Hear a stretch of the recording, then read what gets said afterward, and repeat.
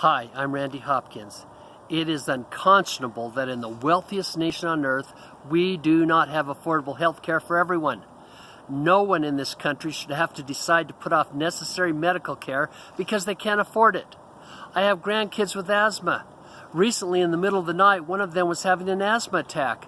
My daughter told me of the gut-wrenching decision she had to make on whether to try to treat my grandchild at home or go to the emergency room, knowing how expensive the emergency room would be.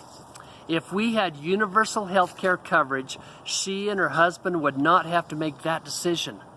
There are numerous reasons health care is so expensive in this country. One of the biggest reasons being administrative costs. I saw one statistic that said that administrative costs account for over 25% of all healthcare spending. For example, Duke University Hospital only has about 900 beds, but 1,500 billing clerks. That's because they deal with so many insurance companies and government programs. The Affordable Health Care Act, Obamacare, was a step in the right direction, but the problem with it was that private insurance companies were still the payers. If we had a single payer system, everybody would save money. If everyone was on a Medicare type program, then administration costs would plummet. To all of the Republican governors who complained about the cost of Medicaid to their states, they would no longer have to worry about that.